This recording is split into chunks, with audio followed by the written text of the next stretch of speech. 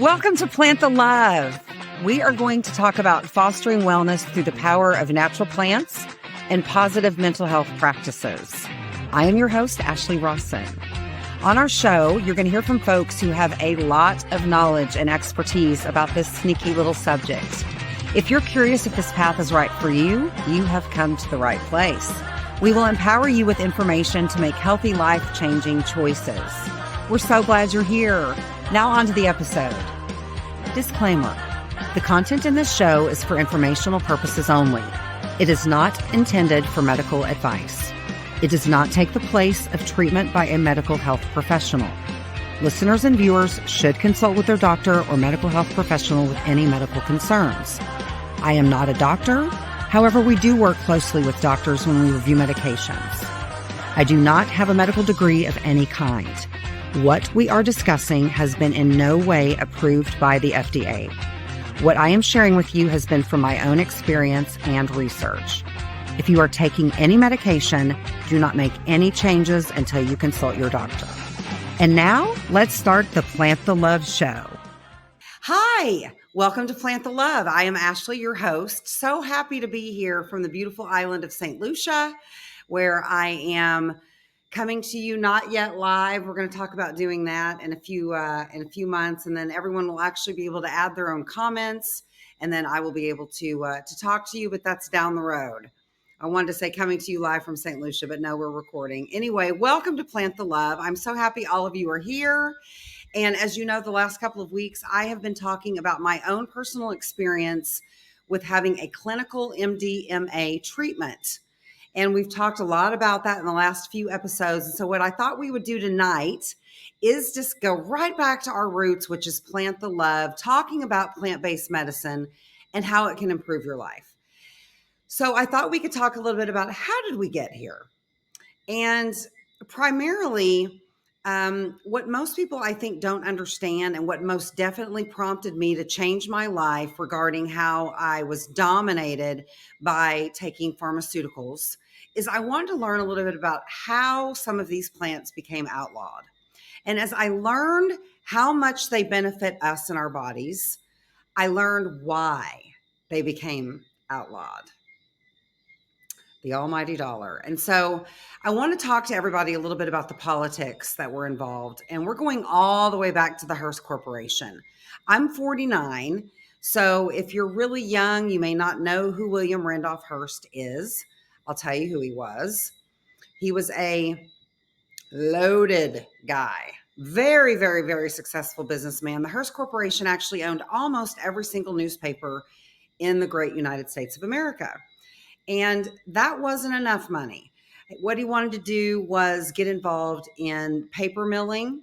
So he started getting involved in forestry by buying up a lot of land so that he could grow trees and make the paper. He didn't want to buy it from anybody. He wanted to own the paper company. Brilliant man. But he's evil brilliant. So let me talk a little bit more about that. The Hearst Corporation, which is the company that he owned and that also owned the majority of the newspapers in the United States, actually produced a movie called Reefer Madness. I don't know if you've seen it, but it's utter ridiculousness about marijuana and the bad things that it does. Anyway, it's unbelievable, frankly. But that's what they produced because they had the money and the power. And it was propaganda from the very beginning about how awful dope is for you. And they would say phrases like, marijuana is the worst drug in the history of mankind. It is only used by jazz musicians, Negroes, and Mexicans, and Indians. And they said that it actually would make white women sleep with black men. Yeah, a plant. So that's where we're going back to the 30s. So this propaganda began in the 30s. Now, if you go prior to the 30s, you will find things like cocaine were readily available in different things, and just about any plant. And I had a guest on, Pancho de Caris, when I was in St. Lucia, and he is part of the Herbal Cooperative in St. Lucia, helping to evolve the legalization and selling of it here on this island. And he made note of the fact that, well, several things. first, up until I think the 30s, which is right around when this propaganda was going throughout our government, in the 30s, it was still in medical journals. Cannabis use was still discussed and described in cannabis journals or in medical journals. The cannabis use was discussed in good things and positive things that it would do. And then, of course, as time wore on, they began taking that good news out so that none of us would have access to it. Brilliant. Henry Anslinger, they called him like the drug czar or something, and I believe he was in the 50s. So we're going 30s, 40s, 50s. Hearst Corporation, lots of money. Hearst Corporation, the Guggenheims, the Vanderbilts, which some of them ended up actually creating colleges, universities, and medical schools. And lo and behold, out of those medical schools, they started getting involved in this pharmacology word, which was the DuPont companies. If you know anything at all about DuPont, they really got into a lot of chemicals, chemistry, synthetics, brilliant inventions that weren't the safest for us or our environment, but nobody cared because the money was rolling in. And so as the money was rolling in, they began owning our government and all the lobbyists, which we all know to this very day still control our government. So the lobbyists came in, told all of our legislatures, horrible, horrible, you talk about misinformation about these plants. How horrible they are, how deadly they are, how addictive they are. Gateway drugs started all of that plethora of nonsense, which we have all believed for centuries, our doctors especially. And so when you get into our baby boomer age group, I love you guys, and I treat and help and treat a lot of you. But most of them have what's called white coat syndrome. It is literally a syndrome that I have read about, that if they are degreed with that MD or any other, we have not occupational therapist, but there's another DOC. I can't think of it right now off the top of my head. But anyway, we have two that primarily run our medical communities in the United States. And if they have that after their name and they're wearing a white coat, whatever they say is Bible. It is truth. It is the best for them. And what I have found in my research, that's not always the case. But I run across this population, this age group. Again, I love you guys, but you believe what that white coat says down to your lying last breath.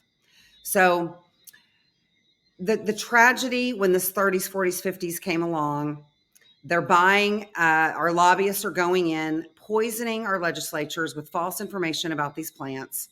And then they talk them into making two plants Schedule 1. Okay, now let's go through Schedule 1. 1, the worst drug ever. It's actually, it's not even a medicine. It's not even close to a medicine. It has no medicinal value whatsoever. That is what Schedule 1 classification means. 0 medicinal value. 0. Heroin. Hemp. You make rope, paper, and clothing with it. They made it Schedule 1. And then, of course, marijuana or cannabis made it a Schedule 1. Why? Okay. Imagine you're a doctor going to medical school. You get into medical school and they tell you Schedule 1 bad. You believe it because the experts told you so.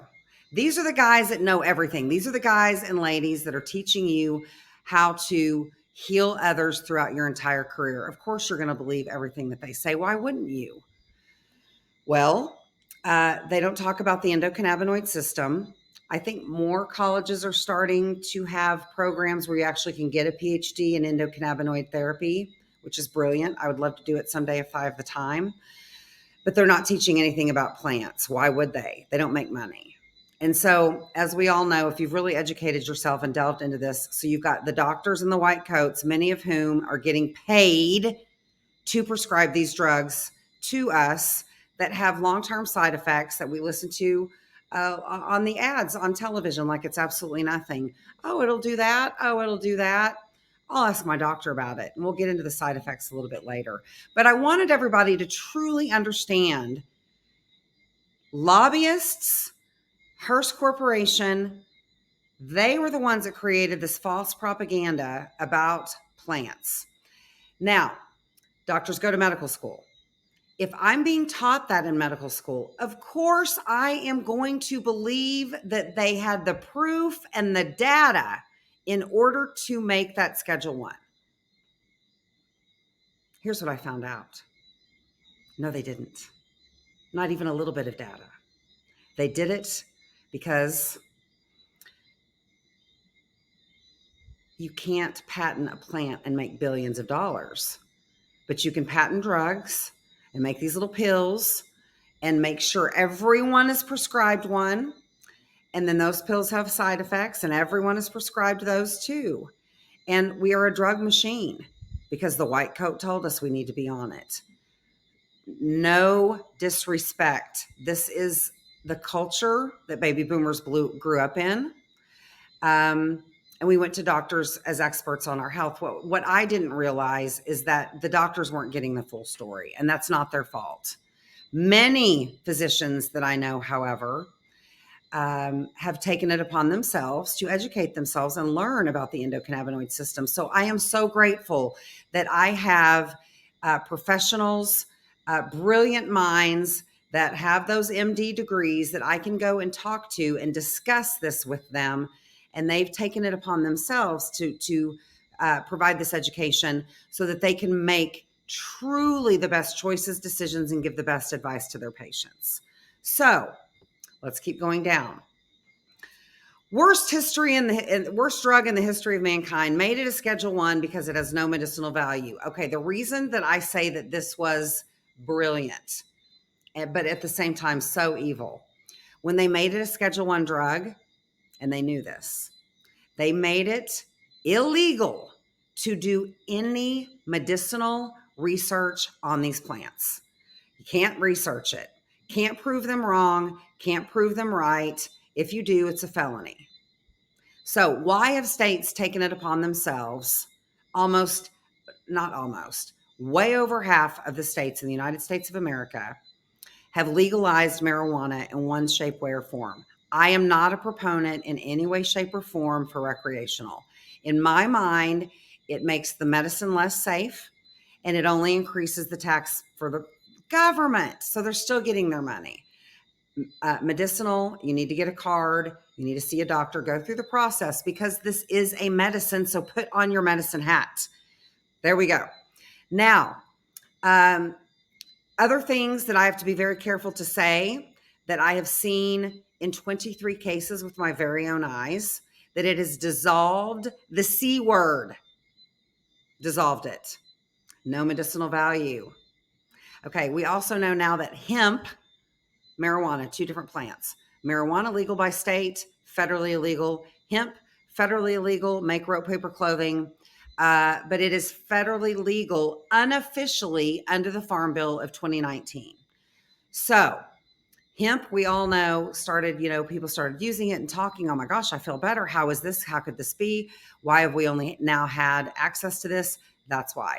They made it a Schedule 1, which the government, and then they told doctors, the doctors told us, these plants are horrible and have no medicinal value. So 27 years old, I have a nervous breakdown, never been diagnosed with any mental health condition before. However, prior to that, had incidences that could have made me not be here from my own hand. And we'll just leave it at that. So they put me on a cocktail of medication. It saved me at the time. Without a shadow of a doubt, had I not had these pharmaceuticals, I don't think that I would be alive today just because of depression. It got that bad. But then I was on these meds almost 20 years. And from talking to people in the community that I am in, which is about plant-based medicine, I began learning long-term side effects of these medicines. And I'm not even sure if I can actually talk about the medicines, but we'll give it a go. Anyway, if I get shut down, you won't see me next week. Gabapentin. Okay, I was on gabapentin. I was on 600 milligrams twice a day. Ladies and gentlemen, that is insane. I walked around a zombie. I fell asleep anywhere I was. My sisters, who love to poke fun of me anyway, but had especially a lot of fun with the sleeps of Jimmy, which is my middle name. They had a collage over many, many years of all of the places that I fell asleep. Why? Because I was drugged out of my ever loving mind. I didn't know it. I just thought I struggled with sleep. I had no idea that it was these medicines. The fear of God, of being depressed and wanting to not be here anymore, is the reason that I listened to that white coat and I stayed on the medication. What I found out over years, as I've said, talking to other colleagues in this industry, as well as doing my own research, I found out some pretty horrifying things. Gabapentin, in this study, we discovered, and I'm reading it straight from my research. Let me move my screen over here. Significant association between cumulative exposure to gabapentin and the risk of dementia. Sign me up. It was used for me at the age of 27 as a mood stabilizer. Gabapentin is prescribed to everyone. It's cheap. It's been around a long time. It has multiple uses, but they don't tell you what it can do to you. So some possible side effects, which I absolutely had these: trouble concentrating and brain fog. It's recommended to slowly decrease dosage over several months to reduce the risk of deadly or harmful seizures. So if I miss the medication or if I wanted to come off of it, I could seize. That wouldn't be good. Let's see. Let me just, sorry guys, let me check my... Okay, that's good. Sorry, had to check the hotspot. Okay, so it talks about, okay. That was gabapentin, dementia. Okay, then I was on Lamictal. Some of the possible side effects of this include double or blurred vision, trouble concentrating, brain fog. I went over that one. And then that is the one that you have to slowly reduce yourself from seizures. Okay, so I am going to go back to gabapentin. Let me talk about this a little bit.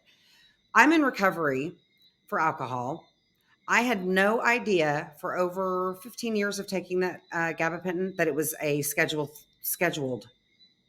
It was a controlled drug. I didn't know this. The white coat, God bless them, they don't have time to tell us all of this. They don't have time.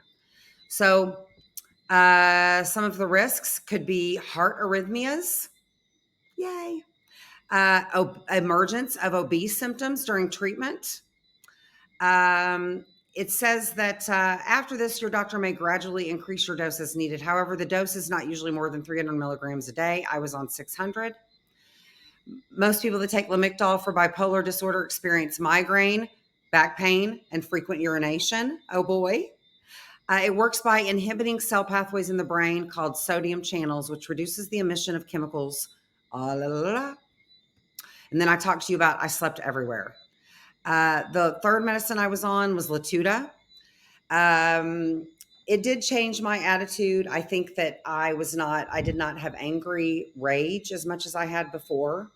I wouldn't say I lived in rage, but I definitely could not understand why I would get frustrated over the littlest thing and just get these heightened levels of anger. And it would be a little bit embarrassing. Dare I say I had a temper, and the Latuda helped with that. There's no doubt about it.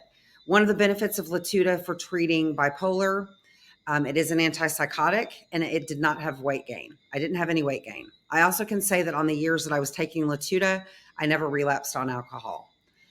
I have not been on it, however, for a year because I'm doing plants now. Okay. Is Latuda a high-risk medication? Medicines like Latuda can raise the risk in elderly people. I'm elderly soon. With psychosis due to confusion and memory loss. It may, and then it says, can it cause personality changes? It can cause some people to be agitated, irritable, and display other abnormal behaviors. Very common side effects: absence or decrease in body movement, difficulty swallowing, drooling. Oh, how fun. Incremental and ratchet-like movements to the muscle, loss of balance control, a mask-like face, just from taking what my white coat told me. Rigid or stiff muscles. Shuffle walk. That's sexy. slow reflexes, slurred speech. This is what my doctor put me on. So, why do we have this show, Plant the Love? Because I'm sharing with you that I myself, guilty of white coat syndrome, I took what the doctor told me to take. And over the course of time, found out that this is not at all beneficial for my body. And I want to get out of the billion-dollar industry of big pharma and off of them, and had a team of people to help me do so. We'll talk a little bit more about that. But very quickly, we're going to take a break and hear from the best CBD company in the United States, hands down, Osity Labs. We'll be right back. Over the last several years, the hemp industry has exploded. And Osity is a company from the South taking charge of this new frontier. We start with our own world-class plant genetics and use organic and sustainable farming practices to nurture our seedlings into top-quality flower. Our award-winning team uses a state-of-the-art extraction process to isolate not just CBD, but other complementary cannabinoids like CBG and CBC. We remove impurities and then have our own in-house analysis team check and recheck the accuracy of our extracted distillate that goes into our finished products. Our CBD distillate is over 95% pure. Its integrity is unrivaled. We are the industry standard for purity, quality, and consistency. We have a variety of skin gels, edibles, and tinctures. Try our brand out for yourself, and you'll know what quality really means.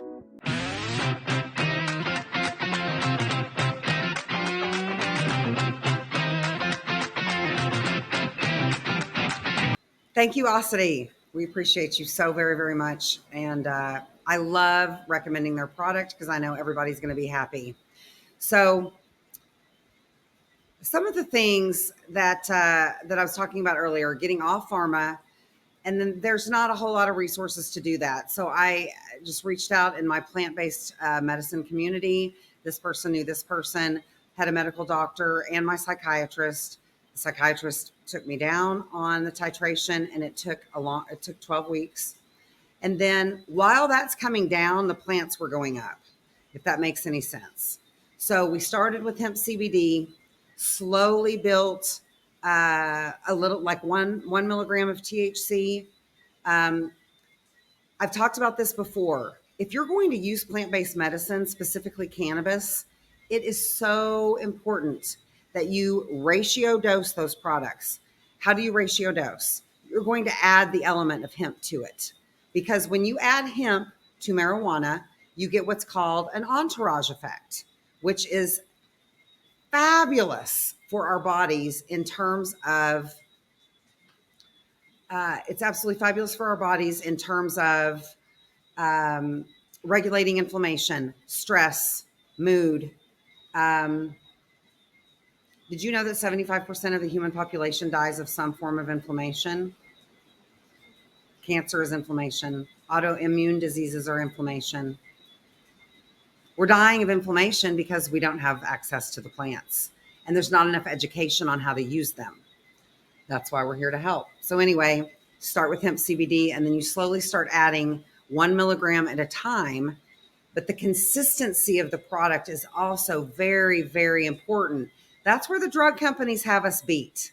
Okay, when you're dealing with plant-based medicine, the plants are, they're plants. And so finding a lab like Osity is a great example. They have been able to consistently provide the same genetics, the same product, the same extraction method, so that when that patient takes that medicine, it's consistent. It's the same. The dosage is going to be the same. Their body's going to be like, oh, I recognize this. I'm very familiar with this. We're okay. But when you go to a dispensary and you want to get a 1 milligram gummy or a 2 milligram, or maybe you prefer smoking and you want something with a very, very low THC, it's hard to find. It's very hard to find. So that is a challenge because there is a gap between the medical community and the plant-based medicine community. And so dosing and making the medicine itself that we're taking consistent as an exact science is a challenge. The other plant that I added when I was titrating off pharma onto the plants was we did use microdose psilocybin, which is a mushroom. I did not trip in any shape, way, or form. The microdose was so light that what it was doing was helping my brain as I was withdrawing off of those 3 pharmaceuticals that I had been on for almost 20 years. So try not to focus so much on exactly what that white coat says. They know a lot. They are blessings. Doctors, thank you. Thank you. Thank you for your service. Thank you for the years of your education. But world, people, we've got to educate ourselves on what we're putting in our bodies, food, the medicine especially. And I want to thank my plant-based friends in this community for encouraging me for such a long period of time. Ashley, you got to get off that junk. You got to get off that. And I'm junk. What do you mean junk? In my mind, it was my crutch that I had committed to taking for the rest of my life to avoid going into an inpatient facility because I had lost my ever-loving mind. So got off of that, and I've been able to stabilize myself on medications. And the one that I will also mention is Hardy Vitamins out of Canada. And this is a phenomenal company because they have taken a vitamin line and designed it specifically focused on mental health. So I'll take the bipolar label. But what I'm finding is I had a brain sickness and my brain was not getting the nutrients that it really needed in order to function at the level that it needs. And so if I had any type of genetic or, this biological chemistry going on up here, then pharma is there to help, of course. And definitely whenever I was going through that itself, for real, absolutely. But many years later, I didn't really need to be on it. And I started seeking out other alternatives, which is why I'm here sharing my experience with all of you. And so when I realized why it became illegal and that it was tied back to that dollar, I was willing. I became willing to step back from pharma and make my own choices and have a healthy lifestyle where I'm not on that crutch for the rest of my life. And I would have been because my doctors told me to. And I stopped because I found there are alternatives. I found experts to guide me through the alternatives.